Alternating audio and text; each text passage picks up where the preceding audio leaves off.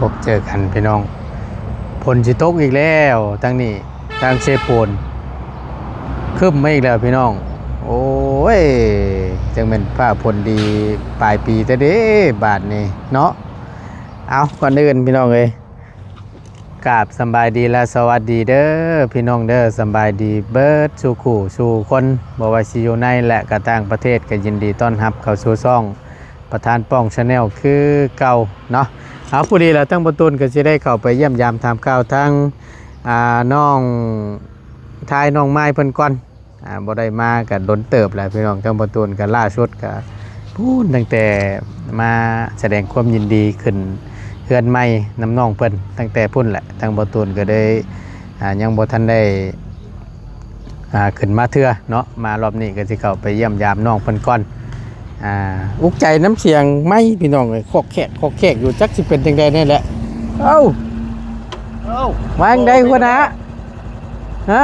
มาฮอดพี่นะเจ้าแตวทำหาอยู่ได้สแตลทำหาได้เมื่อหาสแตลเมื่อละบ่ผู้ดีทางเบาไล่พี่น้องเลยเนาะโธ่สบายดีสิเมื่อเลยตายคอยรถอุตสาห์ขึ้นมานำกินฮอดอยู่หมู่บนเมื่อป้าเฮาลงมือสองมือขึ้นมาไหมบ่เมื่อยังมือสองมือเมื่อเกี่ยวเข่าบ่เนี่ยบ่สบายแล้วโอ้เป็นอะไรเนี่ยมาแต่ดินบนชงเพื่อสวรรค์เป็นไข่เลยคนอื่นไปม่วนมาเป็นไข่เนาะเนาะพูดล้อเกินว่าก็ได้กลับมาเป็นไข่เบ้าบ่ออกอยู่ก็เลยเมื่อก่อนมันก็คือว่าหันแหละมันอากาศมันแปรปรวนสภาพอากาศคือสิได้นี่ฝนตกเร็วนั่นอยู่สิเมื่อเลยบ่เมื่อเลยละเมื่อเลยเข้าไปบ้านน้องหัวก็โอ้ทางฝนตกครับชุดดิทางเปื้อนนักเลยล่ะเข้าไปนั่นน่ะเข้ามายันเข้าไปออกมายันค้ำนะได้จังหวะนั้นน่ะสิแล่นเมื่อเลยป่ะบ่ว่าติสิคำไว้คำว่าแท้เผื่อฮอดเนาะ300 กิโลไปเบิ่งแน่ไก่เจ้าน้ำไข่นั่นเอาข่อยบอกแม่แล้วว่าเฮ็ดข้างไม่เด้อว่าแล้วว่าหาไข่หาอันลุงเราไปตัดนั่นอยู่ล่ะว่ะตัดหยังน่ะไปตัดหยังไม้ฟางมาสานนั่นอยู่ว่ะสานหั่งอยู่อ่ะอันเฮ็ดหั่งไก่หั่งให้ไก่ไข่แม่นอันเป็นตั้งได้กำไรเลยเด้อข่อยไปเมื่อวานนี่แม้แต่เจ้าของก็ยังบ่ฮู้ซ้ำว่าไก่เจ้าของไข่โอ้ยเท่าไหร่น่ะตัวละ150,000 160,000เห็นบ่ตัวน้อยๆดำๆนั่นน่ะตัวละ120,000เลยไปลงไปวันนี้หาชื่ออยู่แถวบ้านนั่นขึ้นมาให้น้องเพิ่นนี่ค่อยมอบเงินให้น้องเพิ่นแล้วมอบเงินให้น้องเพิ่นแบบว่าคันมีคนมาขายเทละโตอะไรก็อาจจะชื่อเอาเด้อว่ะเพราะว่าอยู่พี่มันบ่มีแบบว่าเพิ่นขายหลายว่ะเพราะว่าคันสิให้ค่อยชื่อว่าสมมุติเพิ่นมาบัดพ่อกับข่อยนะขอได้บอกน้องเพิ่นในนี้มีแต่ว่าข่อยสิมอบเป็นเงินแล้วก็จะชื่อเอานะจะชมไว้ทีละตัว2ตัวเนาะใกล้แล้วเมื่อวานนี่ก็เห็นมันบ่มีแบบคืออยู่ทางบ้านเฮานะแม่นมีอยู่แต่มันอยู่ตลาดเช่าอยู่ไกลต้องพุ่นแล้วเนาะแม่นเซโปนพุ่นแล้วน่ะไกลครับตลาดเซโปนบัดเพื่อเฮากลับไปกลับมามันบัดบ่ทันอีกแม่นอยู่พนได้สิตกห้ามผัวเจ้าจังว่านี่แหละเอานี่มึงนี่ให้ว่างเด้อตัวนี้ปัจจุบันเนาะบ่ได้ตกได้ตกอยู่พี่ว่านำลงมาอีกได้พี่น้อง2 มื้อ 3 มื้อซ้อนอยู่แล้วอยู่ขึ้นมาแต่มื้อนั้นยังบ่ลงไปเลยบ่อ๋อหลายมื้ออยู่ได้เนาะใช่วันที่3มื้อนี้วันที่107 มื้อทิศ1พอดีทางอาจารย์ลาวลงแล้วลงวานนี้โอ้เจ้าลงมื้อนี้สิไปเบิ่งไก่ให้น้องเพิ่นนะไปยามใดก็บ่มีดอกชื่อเทระโตดอกมอบเงินให้น้องเพิ่นเอาคันมีคนมาขายอันชื่อเด้อว่ะเอาก็มีแต่ว่าเพิ่นอยากขายอยู่แถวบ้านแถวช่องบ้านใกล้เรือนเคียงให้น้องเพิ่นชื่อเอาถึงแล้วมอบเงินมอบคำนั่นแหละให้มันจังสบายไก่นะ แต่ว่าไก่นะค่อยไปสั่งในอีกเฮือนหนึงไปแล้วนะเพิ่นว่าจับได้เทอละโตเพิ่นว่า ไก่แห่บ่ ไก่มันแฮ โอ้ มันหมดจับตัวหนึงแล้วมันบินแตก ตื่นไปเลย ตื่นไปเลย โอ้ย เลยเพิ่นก็เลยว่า ทำนั่นนั่นต้มรสคำบ่นั่นน่ะ มีแต่บอกเพิ่นว่าเจ้าจับได้เทอละโตก็ไม่เทอละโตเด้อว่าฝากเงินไปน้ำน้องเพิ่นว่า แม่นเนาะไปสันเดียวเข้าไปหาทั้งน้องเพิ่นก่อนน้องไม้เพิ่นก่อนเนาะโดยเมื่อมื้อนี้เนาะเฮ้ยเนาะ มื้อนี้ละ ฮะ หมูกับน้ำบ่ ใช้ห่างมาเมื่อวานนี่ เมื่อเลยทันทีใดก็เนาะ ว่าโพดเอาติ ก็ว่าบ่ดอกนอนยังบ่ทันได้ ขึ้นเฮือน อุ่นอยู่ น้งกึ สบายดีบ่เบิ่นกะอันนี้ก็ยังบ่ฮู้คำตอบเด้อเพราะว่าต้องถามทั้งเจ้าภาพใหญ่ครับพุ่นแหละ ทั้งลุงหนวดบ่ฮู้ว่าเราจัดสรรหามื้อหาวันใช้มื้อใดแล้วอันนี้ทั้งบ่ตูนบ่ฮู้ดีพี่น้อง บ่ได้ขึ้นมาบ่ ก็จังว่าก็ยังบ่ฮู้เทื่อหั่นนะเดี๋ยวมีแต่ว่าเบิ่งกันแล้วเบิ่งอีกเทื่อนึงพี่น้องเอ้ยเพราะว่าบ่จักก็ดีตัวนี้ต้องถามเราอีกเทื่อนึงว่าเพิ่นหามื้อหาวันมื้อใดแล้วก็จังค่อยว่ากัน ว่า นะ เมื่อตะเว้นก็ว่าสิแวะเข้าไปหาสาวตองเพิ่นอยู่หั่นนะ อืม คันมันค่ำแล้วก็แม่นเป็นมื้อใหม่ มือใหม่ต้อง อันเจ้าอัน ผู้พิการตา โอ้เห็น ชื่อแป้นชื่อพากระจัด โอเคฉันเนาะใช่จ้ะ ไปเด้อบ้านนี้อยู่บ่บุญ อยู่ อยู่บ่ สบายดีเด้อ สบายดีอีกรอบหนึงเด้อ ส่งเที่ยวไป ซองได้เต้า โอ้ยเมื่อยนำเด้นี่แหละอยู่ดีมีแฮงตัวนั้นแล้วฉัน มาทำกัน4คนพี่น้องเอ้ยเมื่อวานนี่ก็ได้ทั้งบ่ยาวก็ละอยู่หาน้องน้ำเยี่ยมยามน้องน้ำเพิ่นโยเก็บผักบัวหัวหอมหมากบวบหมากอันพระอีตรงอีตู้อยู่ก็เตรียมไว้จักสิมีเมนูหยังเด้อบ่บุญเด้ โอ้คักเด้ ก็จังว่าอุ่นใจน้ำเพิ่นนี่แหละบ่เรื่องอาหารการกินนี่ก็ได้พอสิว่านี่ อยู่เนาะ คักอยู่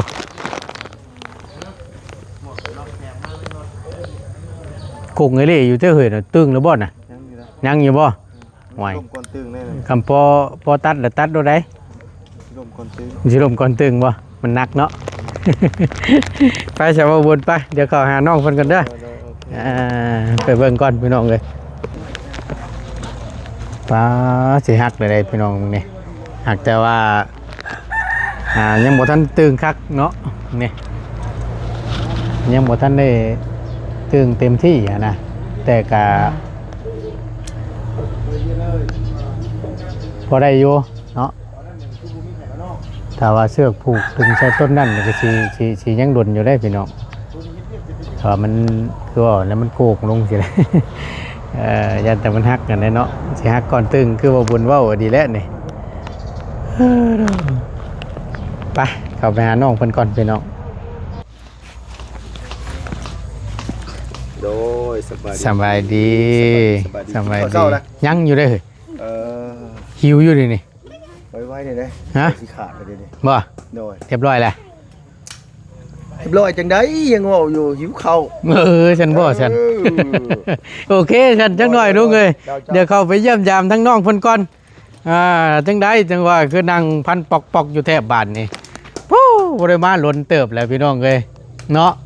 มาอีกบัดนี้ฝนก็สิตกค่ำหัวคือเก่าเอ้ยเนาะเฮ็ดจังเฮ้ยคือจังว่าตุยอยู่แถบบ้านนี่ สบายดี สบายดีล่ะสบายดี กินฮอดได้ กินฮอดบ่โอ้ยเนาะ หล้นเติบตั้งแต่พูดแหละเนาะอันนั้นตั้งแต่ขึ้นเฮือนใหม่พี่น้องไอ้ทางบ่ตูนมารวมยินดีน้ำน้องเพิ่นก็หล้นเติบอยู่ได้เนาะตกได้หลายมานั่งพี่หำมานั่งอยู่เตียงพี่ไว้มานั่งอยู่พี่มาจังหน่อยแขนไปตกเนี่ยบ่เฮงได้ถึกมีดเอื้อยเจ้านั่นน่ะบ่ได้ไปทางใดบ่ล่ะมื้อนี้ ไปสอน ฮะ ไปสอน ไปซ่อนมาแล้วบ่ ยังอยากไปสอน บ่บ่ได้ไปหาหน่อไม้บ่ เมื่อยแล้ว เมื่อยแล้ว โดยเมื่อไปหาหน่อไม้แต่เมื่อวาน ชะเมื่อยก่อนว่าซั่นซะใช้ทั้งพ่อกับแม่เจ้าไปใช้จังล่ะ ไปเขาปรับเส้นทางไปให้ ว่าเขาเฮ็ดเส้นทางไปให้ ไปเฮ็ดเส้นทางไปให้ โดยเส้นทางมันยากไปบ่ได้เลย ไปทางป่า โดย ไปแปลงทาง โดย นี่ไม่นั่นล่ะสิไปบ่ได้และบ่ได้เฮ็ด นะ สิไปบ่ได้บ่ได้เฮ็ด บ่ โดยสิหน่อยมีเขาหลายย่านไปบ่ได้ มันหกบ่ โดย ก็เลยไป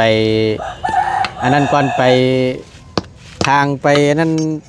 แปลงทางก่อน โดย จะได้ไปง่ายมาสะดวกสบายเนาะ โดยเฮาบ่ได้เฮ็ดเฮาไปบ่ได้ก็อีนะ อืม เฮาทาทางเบาเพิ่งไป อืม เขาจะไปคือกัน เขาน้ำจำปาได้หูดได้เก็บได้เกี่ยวเบิดแล้วบ่ล่ะ ยัง ยังอยู่ โดยประมาณยัง5มื้อได้เยอะแต่ละชุด อืม สิได้คูดแล้วเขา อืมคือว่าวันแล้วช่วงนี้กับผลมันคือเห็นนะพี่น้องมันก็ยัง ชุดมันได้เยอะ ยังบ่ทันได้เบิดมันลด นี่เท่ๆเลย ยากแน่น้อยนึงมีแต่ว่ารอเท่านั้นแหละเนาะกับผู้นี้แหละ4-5มื้อได้ฮูดกับผลก็สิเริ่มโปรยไปเริ่มเบิดแล้วบาดนี้ สิเลยมันพอเลยก็สบายแล้วสิ มันจังง่าย พี่น้องก็ยามหนาวอีก เข้าหน้าหนาวอีกเด้อเนาะลำบากอีกเด้อเนาะ ก็ลำบากแล้วง่ายแล้วสิหูเขา นะ ง่ายแล้วเขาบ่ได้แดด บ่ โดย สั่งว่าแท้มันเย็นได้ล่ะเอ้ย มันยังก็ใส่เสื้อลาย จะเชื่อได้หลายเอา โดยปีกายนี้มันบ่ได้ เป็น ห อะไร นาวนะมันแดด หนาวอยู่แต่ว่าบ่ล้น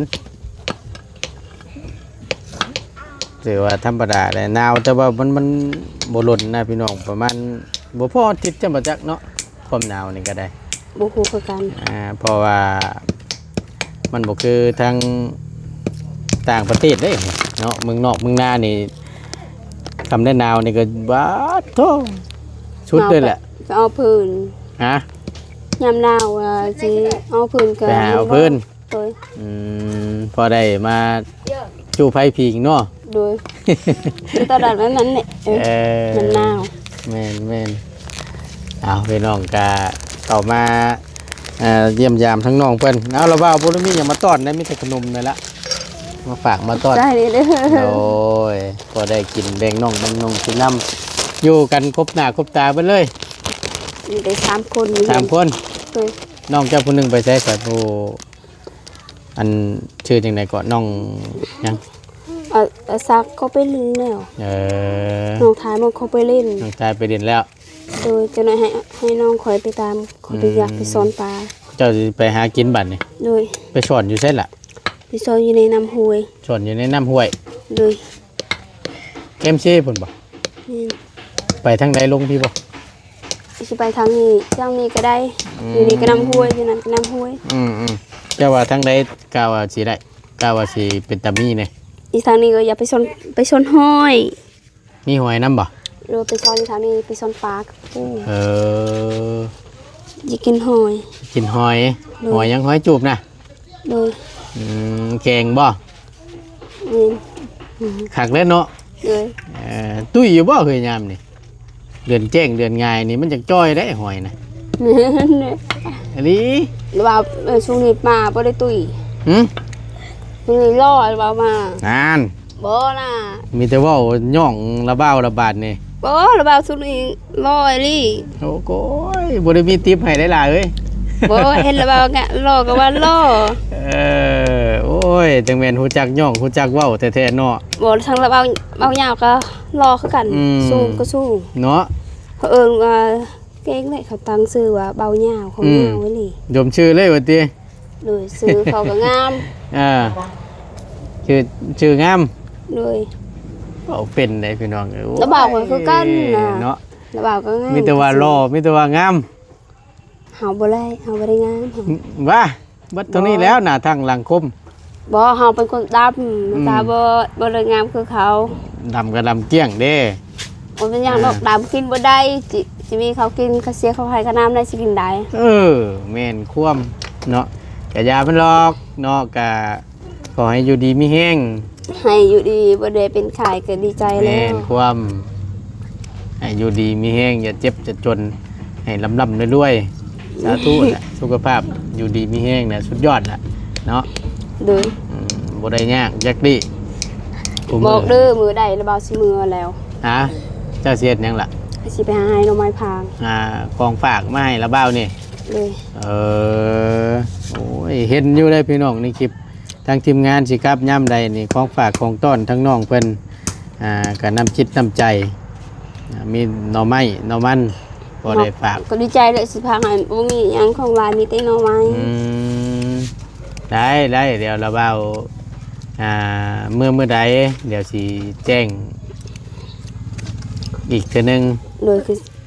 ในระเบามาบ่ได้แจ้งเขาบ่ได้ไปหาอีกให้หน่อไม้ ขึ้นมาว่าสิได้ซิมเข่าให้น้ำได้นี่ยังบ่ทันได้เกี่ยวทันได้ฮู้อยู่เนาะ ย่างมือหน้าก่อนว่าสิขึ้นสิหาอีเป่านึงโลดสิให้ว่าเบื่อ บ่แซ่บได้พี่น้องเอ้ย มันหอม วิตามินคักคือสั่งนี่ สิหน่อยนี่ยังหามือสิหน่อยก็ได้ฮู้แล้วเขาสิได้กินข้าวไหม้แล้ว หามื้อหาวันแล้วก็แม่นพูดแล้วก็ยาวเลยแหละบัดนี้เนาะ เลย ล้นเติบบ่ล่ะไปพูดแต่ละเทื่อแต่ละปี ประมาณ สอง 1 อาทิตย์ 2 อาทิตย์เท่านี้ 1ทิศปลายเนาะ เลย แล้วก็แล้วพอดี อย่างมื้อปีนี้ได้จักเป่ายังบ่ฮู้ ปีที่แล้วได้จักเป๋าปีที่แล้ว มือก็ได้3 ชาว เลย ชาวเป๋า เลยมันกินหมดเด้ให้หมู่แน่ให้พี่น้องกิน แจกจ่ายไปนำ โดยแต่ตอนนั้นยังให้เฮือนน้องออยนั่นนะไปส่งเป้า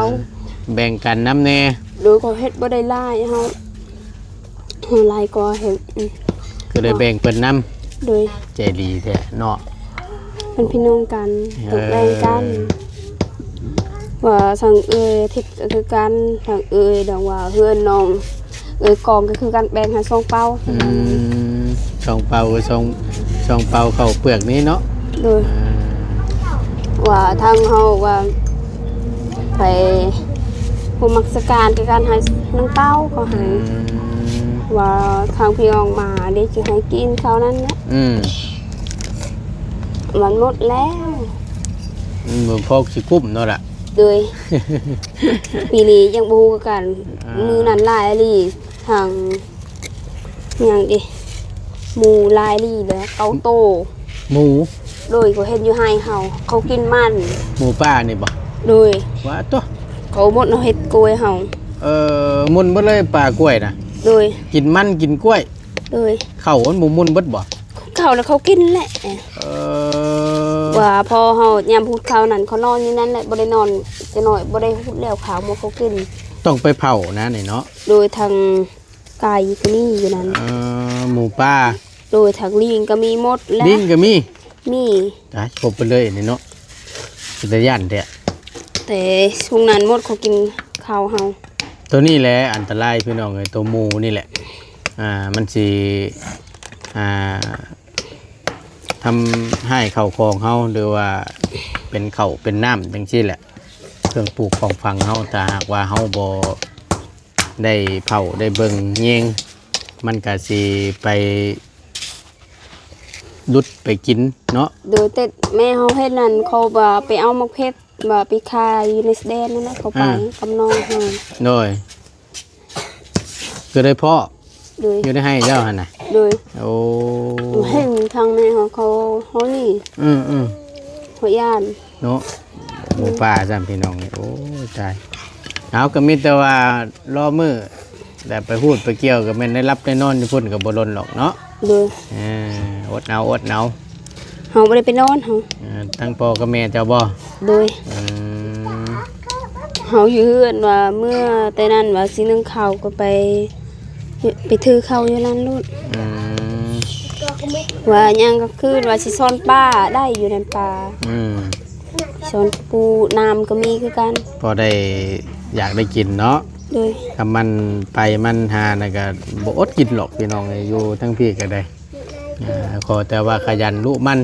ว่ามีแต่อยู่เฮือนมันบ่ได้ดอก ว่าเข้าไปไปยังเจ้าคือไปตลอดเลยว่าบ่ได้ไปว่า1,000ยังบ่มีสิเสียค่าไฟค่าน้ำมันยากเฮาก็ได้ค่าเสียค่าน้ำค่าไฟเฮาก็ดีใจเลยทางผู้ใหญ่ใจดีที่บ่ซอยจนได้เฮือนทำงานเฮาก็ดีใจ เนาะ จะก็ได้หาเงินเสียค่าน้ำค่าไฟอีกแน่ โดยแต่ที่การนั้นทีมงานยังบ่ได้มาแต่ตอนช่วงนั้นเขากินยังบ่มีแต่ไปหาหน่อไม้มือก็ซื้อเขากินมือก็กินมือก็บ่ อืมอันว่าอันแต่ละเรือนเจ้าเสียแต่ได้ค่าไฟต่อน้ำเงินน้องน้ำ ยังไม่เสีย ยังบ่ได้เสียอยู่ บอกยังเขาเสียค่าน้ำนั้นได้25แต่ว่าค่าไฟนี่ยังอยู่ โดย ขอต่อน้ำเพิ่นบ่ โดย เงินเจ้ายังบ่ทันได้มีเลยเนาะไฟฟ้าเขาเป็นของชนโตเนาะขอต่อเงินน้องน้ำเพิ่นแต่วันนี้อันตกลงกันใจกันแบบใดนั่นล่ะ ว่าผู้เฮาต่อได้สิจ่าย บ่ โดย บ่ได้ช่วยกันเสียบ่ บ่ เจ้าขอต่อน้ำเพิ่นแหละสิจ่ายเบิดเสียบ่ บ่เฮาผู้ต่อได้สิเสีย นึกว่าช่วยกันออกแบบคนครึ่งจังซี่บ่แม่นบ่ ช่วงนั้นบ่ฮู้คือกันว่าเขาอยากซอยก็ซอย แล้วแต่ทั้งครอบครัวของน้องน้ำบ่ โดย ขอต่อน้ำเพิ่นเอาสาพี่น้องเลยเนาะไปฉันมิตรว่า